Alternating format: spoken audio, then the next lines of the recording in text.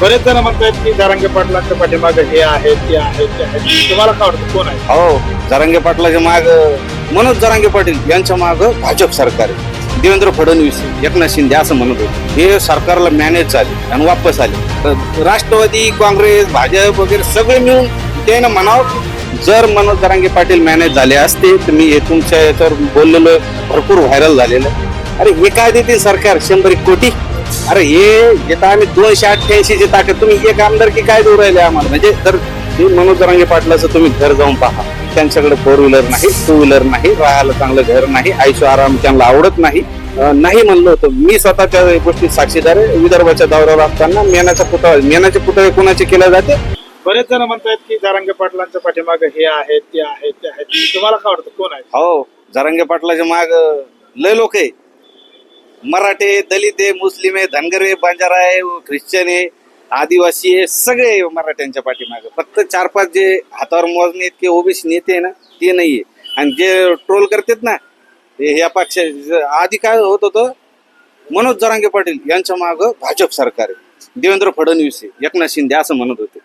वाशीला गेलो, वाशीहून आम्ही आलो, हे म्हणत होते हे सरकारला मॅनेज झाले आणि वापस आले.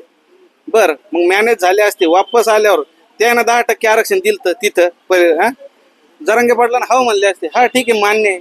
मान्य केलं का? नाही केलं. म्हणजे भाजप सरकार वगैरे नाही. आणि मनोज जरांगे पाटलात एवढी ताकद आहे, या सगळ्या पक्षाचे नेते आहे ना, हे एकत्र जरी उभे राहिले आणि याय ना सगळ्यांना माणसं जरी बोलवले तर एकट्या जरांगे पाटलांची जेवढी माणसं बोलत याय ना बोलून दाखव. ही ताकद आमच्या जरांगे पाटलात आहे. हे सगळे जेवढे बरं का, राष्ट्रवादी काँग्रेस भाजप वगैरे सगळे मिळून त्यानं म्हणावं की समाज जमून दाखवा. आमची एकच सभा पाहिली होती 1,47,00,000 ती कोणातच दम नाही, जगात कुठल्याही माणसात दम नाही. आणि फक्त आमची नारायणगडची सभा व्हायला पाहिजे होती 8 जूनची, मग यांना कळालं असतं. 6 कोटी मराठी होते आणि इतर जाती धर्माचे कमीत कमी 10 कोटी लोक होते. पण थोडंसं आमचं दुष्काळ सदृश परिस्थिती, शेतकऱ्यांचं मशागती करण्या होत्या, जमिनीच्या पेरणीचे दिवस होते. 90% समाज हा मराठा आहे सर आमचा. तर त्यामुळं मनोज जरांगे पाटील हे शेतकऱ्याचा मुलगा आहे आणि त्यांना जाण आहे की शेतीसाठी काय लागतं.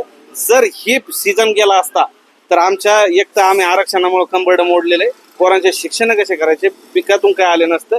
हे सरकार काय ना तुमचं कर्जमाफी करणार ना,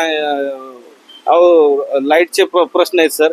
आणि मनोज जरांगे पाटील यांना सर्वसामान्य शेतकऱ्यांची, कष्टकऱ्यांची, सर्व जाती धर्माची जाण आहे. आणि असा एक व्यक्ती ह्या जर देशाला, ह्या महाराष्ट्राला जर लाभला सर तर क्रांती होईल. आज बघू शकताय तुम्ही, तुमच्या लोकप्रिय चॅनलच्या माध्यमातून जबाबदारीने सांगतो, मला शंका यायली यांना आजपर्यंत मनोज जरांगे पाटलांनी 8-10 महिने वेळ दिलेला आहे.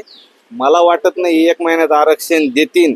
दिला तर हे जसे ट्रोल करीत होते की हे यांच्याकडे ट्रक भरून, JCB भरून फुलं उधळायला, हे तुम्हाला एक सांगतो, तुम्ही जर मराठा आरक्षण दिलं 288 इतक्या ताकदीनं उमेदवार तुमचे आम्ही निवडून आणू. जेवढे JCB आमच्याकडे होते त्याच्या 4 पट JCB आम्ही वर्गाने जमा करून तुमच्यावर गुलाल उधळायसाठी आणू. मला यांच्यावर शंका येईन. 1 महिना घेतलेला आहे. मनोज जरांगे पाटील यांचं उपोषण यांना सोडवायचं होतं म्हणून हे केलेलं मला वाटतं डाव आहे. पण ठीक आहे, तुमच्यावर अजून मनोज जरांगे पाटलांनी एक विश्वास ठेवला 13 जुलैपर्यंतचा. 13 जुलै रात्री 12 वाजेपर्यंत तुम्ही यायचं. 14 जुलै लागली रात्री, त्याच्यानंतर तुम्ही कोणी तोंड दाखवायचं नाही. मराठा समाज कुणाचं ऐकणार नाही. 14 जुलैला मनोज जरांगे पाटील सांगतील त्या पद्धतीने, त्या ताकदीने, त्या जोशानं 288 उमेदवार निवडून आणण्यासाठी मराठा, दलित, मुस्लिम, धनगर 18 पगड जातीचे 12 बलुतेदार लोकांचं सरकार आणण्यासाठी आम्ही पूर्ण ताकदीनिशी मैदानात उतरणार आहे. जर मनोज जरांगे पाटील मॅनेज झाले असते, ह्या कुत्र्यांचे जे ट्रोल करणारे हरामखोर समाजकंटक जे असतील त्यांच्यासाठी सांगतो, जर मनोज जरांगे पाटील मॅनेज झाले असते तर मी हे तुमच्या याच्यावर बोललेलो आहे, भरपूर व्हायरल झालेलं आहे. आमचा समाज आहे 6 कोटी. आम्ही जर प्रत्येकाने 10-10 रुपये, आज आपण पंढरपूरच्या पांडुरंगाला जातो, आज एवढे लोक पायी जातात दिंडीमध्ये, ते जर गेले तर लोक दानपेटीत 10 रुपये टाकत नाही सर. ते गोरगरीबाचं हे पण पानफुल घेते 10 रुपयाचं. तेवढे पानफुलाचे जर आम्ही मराठ्याला सांगितलं, आवाहन केलं की फक्त पानफुलाचे पैसे 10-10 रुपये जमा करायचे. 6 कोटी समाज आहे. 6 कोटी म्हणजे 6 कोटी गुणिले 10 रुपये 60 कोटी आमचे जमा होते. आणि जर 100 केले तर 600 कोटी होते. आणि 1,000 केले तर 6,000 कोटी होते. अरे हे काय देतील सरकार 100 कोटी? एखादी आमदारकी, अरे हे तर आम्ही 288ची ताकद, तुम्ही एक आमदारकी काय देऊ राहिले आम्हाला? म्हणजे जर त्या कुत्र्यांना सांगतो, त्या ट्रोल करणाऱ्यांना, बाबा हो, आम्हाला जर मॅनेज व्हायचं असलं तर आम्ही आमचं जमा करू, आम्हाला मॅनेज व्हायची गरज नाही. पण मनोज जरांगे पाटील यांचा आत्ताच या मित्रांनी माझ्या सांगितलं नाही का, की मनोज जरांगे पाटलाचं तुम्ही घर जाऊन पहा. आजही तिथं चुलीवर गरम पाणी केलं जातं. त्यांच्या घरी गिझर नाही. त्यांच्या घरी बघा तुम्ही, आजही चुलीवर स्वयंपाक केला जातो. त्यांच्या पत्नी अजूनही शेतात कामाला जातात. आज ते व्यक्ती जगाचं नेतृत्व करण्याची ताकद त्या व्यक्तीमध्ये, तेवढा समाज त्यांनी एकवटलेला आहे. पण इतकं सर्वसामान्य राहते. आज 10 रुपये कुणाचे ते लाजिनदार नाही. त्यांच्याकडे 4 व्हीलर नाही, 2 व्हीलर नाही, राहायला चांगलं घर नाही, ऐशो आराम त्यांना आवडत नाही. आज जे पिक्चर निघाले त्या पिक्चरलाही त्यांनी नाही म्हणलं होतं. आज त्यांचा मेणाचा पुतळा जे लोणावळ्याला बांधला त्यालाही त्यांनी नाही म्हणलं होतं. मी स्वतः त्या गोष्टी साक्षीदार आहे. विदर्भाच्या दौऱ्यावर असताना मेणाचे पुतळे कोणाचे केले जाते? जो फार मोठा व्यक्ती, ज्याला काही वारसा आहे, जसं मायकल जॅक्सन, शाहरुख खान, अमिताभ बच्चन. पण त्या लोकांनी पुतळा बनवायसाठी आले होते, तर मनोज जरांगे पाटलांना स्पष्ट नकार दिला होता की मला हे बडेजा आवडत नाही. एकदम सर्वसामान्य कष्टकर्याचा मुलगा आहे. आणि मी तुमच्या लोकप्रिय चॅनलच्या माध्यमातून तमाम सर्व समाज बांधवांना एक आवाहन करतो, सर्व जाती धर्माच्या बांधवांना सांगतो, मनोज जरांगे पाटील कुठल्याही जातीच्या विरोधात नाही, मराठा समाज कुठल्याही जातीच्या विरोधात नाही.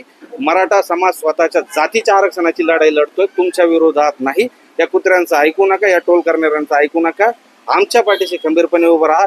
ज्यावेळी तुमच्या समाजावर वेळ येईल, हेच मराठे तुमच्या पाठीशी छातीचा कोट करून खंबीरपणे उभे राहतील. छत्रपती शिवरायांच्या मावळे आहोत आपण सर्वांनी. जे त्या पद्धतीने स्वराज्य त्या वेळेला होतं, त्या स्वराज्याप्रमाणे हे स्वराज्य सुराज्य करू आपण आणि एक होऊ. एवढंच बोलतो, थांबतो. जय शिवराय.